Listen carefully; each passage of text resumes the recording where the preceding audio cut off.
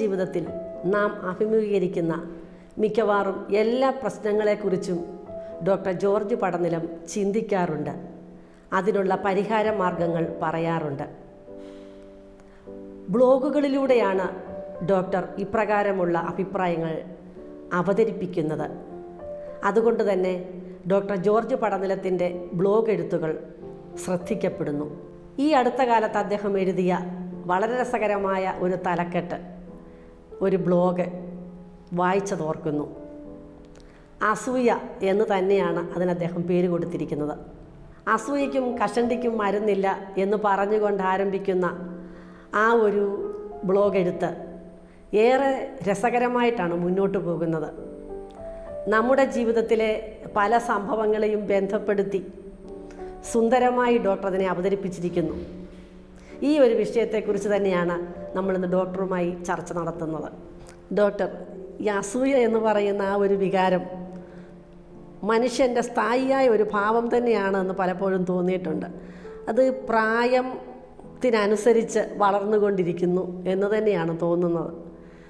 ഒരു മനുഷ്യ വ്യക്തിത്വത്തിൻ്റെ ഒരു ഒരു ഒരു ഒരു പ്രത്യേകത തന്നെയായി ഈ അസൂയയെ നമുക്ക് കാണാൻ സാധിക്കും. അത് മറ്റുള്ളവരെ പോലെ എനിക്കാകാൻ പറ്റില്ലെന്നുള്ള ആ ഒരു ചിന്തയോ എനിക്കും അവരെ പോലെ ആകണം എന്നുള്ള ആ ഒരു ആഗ്രഹമോ ഒക്കെ ആകാം ഈ അസൂയയുടെ പിന്നിലുള്ളത്. ഈ ഒരു ബ്ലോഗിൽ ഡോക്ടർ പറയുന്നുണ്ട്, അസൂയ പലപ്പോഴും ക്രിയാത്മകമാകുന്നുണ്ട് എന്നത് ഞാൻ വായിച്ചത് ഓർക്കുന്നു. എങ്ങനെയാണ് ഈ അസൂയ എന്ന ഒരു ഒരു ഒരു ഒരു ഭാവത്തെ അങ്ങ് നോക്കിക്കാണുന്നത്? അതുകൊണ്ടുള്ള ദൂഷ്യങ്ങൾ എന്താണ്? അതിന് ഗുണം ഉണ്ട് എന്നും ഡോക്ടർ പറയുന്നുണ്ട്. അപ്പോൾ അതിനെക്കുറിച്ച് നമുക്ക് ചിന്തിക്കാം. അസൂയ എന്ന് പറയുന്നത് ലോകാരംഭം മുതൽ തന്നെ ഒരുപക്ഷെ മനുഷ്യ സമൂഹത്തെ വേട്ടയാടിയിരുന്ന ഒരു ഒരു ഒരു പാപം എന്ന് പറയാനൊക്കത്തില്ല, ഒരു സ്വഭാവ വൈകല്യമാണെന്ന് തന്നെ പറയാം. നമ്മൾ പഴയ നിയമം വായിക്കുകയാണെങ്കിൽ കായൻ്റെയും ആബേലിൻ്റെയും കഥ എടുക്കുകയാണെന്നുണ്ടെങ്കിൽ ആബേലിനോട് കായേന് തോന്നിയ അസൂയയാണ്, അതിൽ നിന്നുണ്ടായതാണ് ആ കൊലപാതകവും അതും ഇതുമെല്ലാം എന്ന് പറഞ്ഞതുപോലെ ലോകത്തിൻ്റെ ആരംഭം മുതൽ തന്നെ മനുഷ്യർക്കുണ്ടായിരുന്ന ഒരു വികാര വൈകല്യമാണ് ഈ അസൂയ എന്ന് പറയുന്നത്. അസൂയയ്ക്കും കഷണ്ടിക്കും മരുന്നില്ല എന്ന് 1940-കളിൽ ഞങ്ങൾ പ്രൈമറി സ്കൂളിൽ പഠിച്ചിരുന്നപ്പോഴത്തേക്ക് എപ്പോഴും കേട്ടിരുന്നു, ഇപ്പോഴും പറയുന്നുണ്ട്. പക്ഷേ ഇപ്പോൾ കഷണ്ടിക്ക് മരുന്നുകളും ചില ഓപ്പറേഷൻസും ഒക്കെ നടത്തി അതൊരു തരം നമുക്ക് ദൂരീകരിക്കാൻ സാധിക്കും. അതെ, പക്ഷേ അസൂയയ്ക്ക് ഇതുവരെ മരുന്നോ ഓപ്പറേഷനോ ഒന്നും കണ്ടുപിടിച്ചിട്ടില്ല. അസൂയ ബാധിക്കുന്ന ആളുകൾക്ക് അത് ഏത് രീതിയിലുള്ള ബാധയാണെന്നുള്ളതിനെ ആശ്രയിച്ചിരിക്കും. ചിലർക്കത് വളരെ ഹാനികരമായിട്ടുള്ള പ്രശ്നങ്ങൾ, അതെ, കഠിനമാകും, അവർക്ക് മനസ്സമാധാനം കാണുകയില്ല, അങ്ങനെയുള്ള പ്രശ്നങ്ങളൊക്കെ ഉണ്ട്. പക്ഷെ അതിന് ഇത് എല്ലാം ദൂഷ്യമെന്ന് പറയാനൊക്കത്തില്ല. കാരണം എന്ന് വെച്ച് കഴിഞ്ഞാൽ ചിലപ്പോൾ ഈ അസൂയ എന്ന് പറയുന്നത് നമുക്ക് ക്രിയാത്മകമായിട്ട് മാറ്റിക്കൊണ്ട് പോകാനൊക്കെ. ഉദാഹരണമായിട്ട് ഇപ്പോൾ 2 മക്കളെ സ്കൂളിൽ പോവുകയാണ്. ഒരു മോൻ, മൂത്ത മോൻ നന്നായിട്ട് പഠിക്കുന്നു, അവൻ എല്ലാത്തിനും നമ്പർ 1 ആണ്, പഠിത്തത്തിനും സ്പോർട്സിനും പ്രസംഗ മത്സരത്തിനും എല്ലാത്തിനും അവൻ മുന്നിൽ നിൽക്കുന്നു, എല്ലാവർക്കും അവനെ ഇഷ്ടമാണ്. അപ്പം മാതാപിതാക്കന്മാർ അവനെ വളരെയധികം പ്രോത്സാഹിപ്പിക്കും. പക്ഷേ അടുത്ത് ഒരു 4 വയസ്സ് താഴെയുള്ള അനുജൻ ഇത് കാണുമ്പോഴത്തേക്ക് അവന് അത്രയും പ്രോത്സാഹനം കിട്ടുന്നില്ല, അവന് അത്രയും അറ്റൻഷൻ കിട്ടുന്നില്ല. സ്കൂളിലാണെങ്കിലും എല്ലാവരും ചേട്ടനെയാണ് എല്ലാവരും ഇത് പുകഴ്ത്തി പറയുന്നത്, ഇന്നയാളിൻ്റെ അനിയനാണോ നീ എന്നാണ് ചോദിക്കുന്നത്. ഇതൊക്കെ കാണുമ്പോഴത്തേക്ക് അവനെ മനസ്സിൽ ഇത് തോന്നും. പക്ഷേ എന്നിരുന്നാലും ചേട്ടനെ പോലെ തന്നെ മിടുക്കനാകണം എന്നുള്ള ആ ഒരു ചിന്ത അവനിൽ ഉണ്ടാകും പലപ്പോഴും. അങ്ങനെയുള്ളവരെ കോമ്പീറ്റ് ചെയ്ത് എങ്ങനെയെങ്കിലും വലിയ പഠിക്കാൻ സാമർഥ്യമില്ലെങ്കിൽ തന്നെയും കൂടുതൽ പരിശ്രമിച്ച് അവരോടൊപ്പം എത്തി അവരെ പോലെ തന്നെ അല്ലെങ്കിൽ അവരെക്കാളും മെച്ചപ്പെട്ട രീതിയിൽ വളർന്നു വരാനായിട്ട് ശ്രമിക്കുക. അപ്പം അങ്ങനെ ഒരു പ്രയോജനപ്രദമായ ഒരു ഭാഗം കൂടെയുണ്ട് അസൂയയ്ക്ക്. പക്ഷേ ആ അസൂയ ഏത് രീതിയിലാണെന്നുള്ളതിനെ ആശ്രയിച്ചിരിക്കും. പക്ഷേ ഈ അസൂയയുടെ പ്രധാന പ്രശ്നം എന്താണെന്ന് ചോദിച്ചു കഴിഞ്ഞാൽ അത് ചിലപ്പോൾ വളരെ വളരെ ദോഷകരമായിട്ടുള്ള ഒരു സ്വഭാവമായിട്ട് വരാം. ചില മനുഷ്യർക്കുണ്ട് മറ്റുള്ളവരാരും നന്നാകുന്നത് ശരിയല്ല. അതിൻ്റെ കാരണം എന്ന് വെച്ചാൽ ചെറുപ്പത്തിലെ അവർ ഉണ്ടാക്കുന്ന മനോഭാവത്തിൽ നിന്നാണ്. അതായത് അവർ നന്നാകത്തില്ല.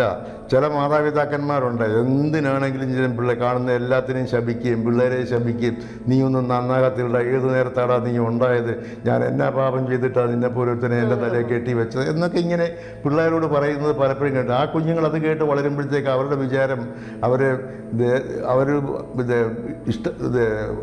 ദേ ആർ നോട്ട് വാണ്ടഡ് എന്നുള്ളത്. അതായത് എനിക്ക് അപ്പനും അമ്മയ്ക്കും ഞാനൊരു ഭാരമാണ്, അവർക്ക് എന്നോട് ഇഷ്ടമൊന്നും ഉണ്ടായിട്ടില്ല, പിന്നെ കൊല്ലുന്നത് തെറ്റായതുകൊണ്ട് എന്നെ വളർത്തുന്നു എന്നുള്ളതേ ഉള്ളൂ എന്നിങ്ങനെയുള്ള ആ ചിന്ത, അങ്ങനത്തെ അപകർഷബോധമുള്ള കുട്ടികളാണ് സാധാരണ മറ്റുള്ളവരോട് വലിയ അസൂയ കാണിക്കുന്നത്. കാരണം വെച്ചാൽ അവരുടെ മാതാപിതാക്കന്മാർ അവരെ സ്നേഹത്തോടുകൂടി പെരുമാറുന്നതും അവരെ താല്പര്യത്തോടുകൂടി കൊണ്ടു നടക്കുന്നത് കാണുമ്പോഴത്തേക്ക് ഇവരുടെ മനസ്സിൽ വല്ലാത്ത വിഷമമാണ് തോന്നുന്നത്. എന്തുകൊണ്ടാണ് എനിക്കിത് സാധിക്കുന്നില്ല? അപ്പം എനിക്കെന്തോ കുഴപ്പമുണ്ട്, ഐ ആം ബാഡ്, ഞാൻ എന്തോ തെറ്റ് ചെയ്തതാണ്, അല്ലെങ്കിൽ ഞാൻ മോശമാണ്, എന്തോ എനിക്ക് വൈകല്യമുണ്ട് എന്നുള്ള ഒരു ചിന്ത. ആ ചിന്ത മനസ്സിൽ നിന്ന് അത് ഒന്നിനൊന്നിന് കൂടുതൽ മറ്റുള്ളവർ ഈ ഇങ്ങനെയുള്ള മറ്റുള്ള പെരുമാറ്റ രീതികളിൽ നിന്ന്, അതായത് മറ്റു മാതാപിതാക്കന്മാർ അവരുടെ കുഞ്ഞുങ്ങളോട് സ്നേഹം കാണിക്കുകയും അവരെ കരുതലോടെ കൊണ്ടു നടക്കുകയും കാണുമ്പോഴത്തേക്ക് ഇവരുടെ ഈ ഭയം, അതായത് ഇവർക്ക് എന്തോ കുഴപ്പമുണ്ട്, ഇവരെന്തോ മോശപ്പെട്ടവരാണ്, ഇവർ ശപിക്കപ്പെട്ടവരാണ് എന്നൊക്കെയുള്ള ആ ചിന്ത അതങ്ങ് വളരെ തായ്വേരൂന്നി അങ്ങ് നിലകൊള്ളും. അത് എൻട്രൻച്ച്ഡ് എന്ന് പറയും. അത് വലിയൊരു ട്രെഞ്ചസ് ഒക്കെ ഉണ്ടാക്കി, ഇത് കിടങ്ങുകളൊക്കെ ഉണ്ടാക്കി അതിനകത്ത് അടിസ്ഥാനം ഉറപ്പിക്കുന്നത് പോലെ അങ്ങനത്തെ ഒരു സ്വഭാവ വൈകല്യമായിട്ട് അതങ്ങ് മാറിക്കഴിയുമ്പോൾ പിന്നെ അവർക്ക് മറ്റുള്ളവർ നന്നാകുന്നതിൽ വലിയ പ്രയാസമാണ്. അവർക്കിട്ട് എങ്ങനെയെങ്കിലും പാര വെക്കാനായിട്ട് നോക്കും, പ്രത്യക്ഷമായിട്ടോ പരോക്ഷമായിട്ടോ. പ്രത്യക്ഷമായിട്ട് ചിലപ്പോൾ ശത്രുത ഉണ്ടായാൽ പോലും സാരമില്ല, അവരോട് തെറി പറയുകയും കൊളരുതാഴിക അവർ കാണിക്കുന്നത് കൊളരുതാഴികയാണെന്നോ, അല്ലെങ്കിൽ അവർ നേടുന്ന നേട്ടങ്ങളെല്ലാം കുതന്ത്രങ്ങളിൽ കൂടിയാണ്, അല്ലാണ്ട് നേരായ മാർഗത്തിൽ കൂടിയല്ല എന്ന് മറ്റുള്ളവരെ വിശ്വസിപ്പിക്കാൻ പരിശ്രമിക്കുകയൊക്കെ ചെയ്തെന്ന് വരാം.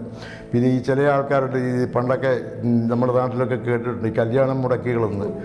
ഏതെങ്കിലും ഒരിടത്തൊരു കല്യാണം ആലോചിച്ച് ആരെങ്കിലും പോകുന്നുണ്ടെന്ന് അറിഞ്ഞാൽ അവരെ എങ്ങനെയും പോയി കണ്ടുപിടിച്ച് ഇവരെക്കുറിച്ച് എന്തെങ്കിലും ഒരു ദൂഷ്യം പറഞ്ഞ് ആ കല്യാണം മുടക്കി കഴിഞ്ഞാൽ വലിയ സന്തോഷത്തിൽ ഇവർ കഴിയും. അങ്ങനത്തെ ഇത് അസൂയ പ്രേരിതമായിട്ടുള്ള പ്രവർത്തനങ്ങൾ വളരെയധികം സമൂഹത്തിൽ പ്രശ്നങ്ങളുണ്ടാക്കുന്നുണ്ട്. അസൂയയുടെ വേറൊരു ഭാഗമാണ് ഈ സംശയരോഗം എന്ന് പറയുന്നത്. വളരെയധികം ഇത് അപകടകരമായിട്ടുള്ള ഒരു രോഗമാണത്. ഒരു രീതിയിലും ചികിത്സിച്ച് മാറ്റാൻ ചിലത്തെ ഒരു രോഗമാണ്. ഭർത്താവാണോ ഭാര്യയാണോ എന്നുള്ള കാര്യമില്ല, ആരാണെങ്കിലും ശരി സ്വന്തം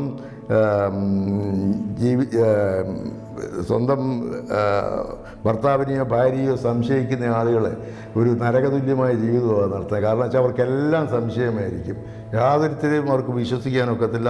ചിലപ്പോൾ അങ്ങോട്ടും ഇങ്ങോട്ടും അടിവെക്കും, തല്ലും, ഗാർഹിക പീഡനങ്ങളൊക്കെ ഉണ്ടാകുന്നതിൻ്റെ ഒരു കാരണം ഈ സംശയരോഗമാണ്. ഇല്ലില്ല, ഈ സംശയരോഗത്തിന് മരുന്നില്ല, അതിന് പ്രത്യേകിച്ച് മരുന്നൊന്നും കഴിച്ച് മാറ്റാനൊക്കത്തില്ല. പക്ഷേ സംശയരോഗം ഉണ്ട് എന്ന് ബോധ്യമുള്ള ഒരാളിനെ അത് ചിലപ്പം മാറ്റിയെടുക്കാൻ ഒക്കും പരിശ്രമിക്കുകയാണെങ്കിൽ. അവർക്ക് തന്നെ അത് തോന്നണം. ഈ മാനസിക രോഗികളുടെ ഒരു ഏറ്റവും വലിയ കുഴപ്പം എന്താണെന്ന് ചോദിച്ചാൽ അവരുടെ വിചാരം മുഴുവൻ പ്രശ്നം എൻ്റേതല്ല, നിൻ്റേതാണ്. മനസ്സിലായി? നീയാണ് നന്നാകേണ്ടത്. നമ്മളൊക്കെ ആ നമുക്ക് ഒരു പരിധിവരെ നമ്മളെല്ലാം മാനസിക രോഗികളാണ്.